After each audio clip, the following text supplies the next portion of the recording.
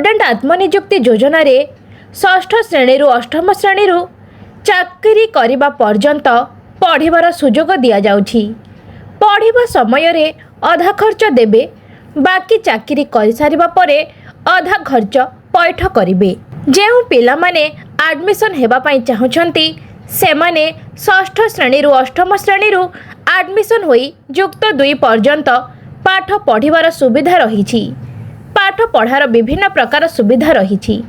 एठारे रहिबा, खाइबा, यूनिफॉर्म, बही एहिपरि पाठ पढ़ार विभिन्न प्रकार सुविधा रहिछि।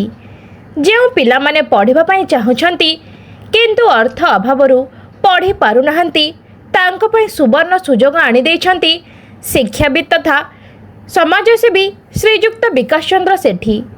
पिला माने पाठ पढ़िबा समय रे 50% पैसा देई पाठ पढ़िबे, बाकी 50% पैसा पाठ पढ़ी चाकरी कर सारिबा परे देबे।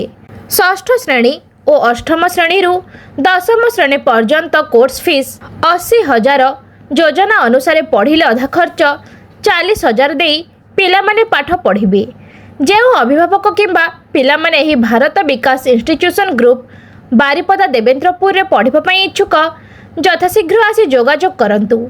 एठारे पाठ पढ़ाइबा पई कोटा, राजस्थान, दिल्ली रो टीचिंग स्टाफ माने अछंती। सेमाने पिला मानकु सखाळ 8टारू राति 10टा पर्यंत पाठ पढ़ाइबे। तांकर लंच टाइम 1टारू 2टा रहिबो। संध्या 4टारू 5:30 पर्यंत टिफिन खाइबा सहित प्रेयर रहिछि। ता सहित 5:30 रु राति 10टा तांकर स्टडी आवर रहिछि।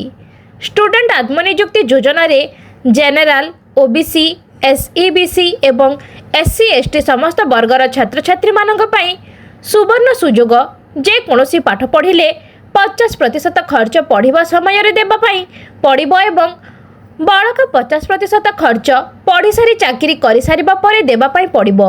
स्टूडेंट आत्मनियुक्ति योजना माध्यम रे विभिन्न प्रकार इंस्टीट्यूशन रहिछि एवं प्रथम श्रेणी युक्त 2 युक्त 3 क्लास पर्यंत पढ़िबा पई सुजोग अछि एवं विभिन्न प्रकार चाकरी करबा पई कोचिंग रो सुविधा मध्य दिया जाउछि।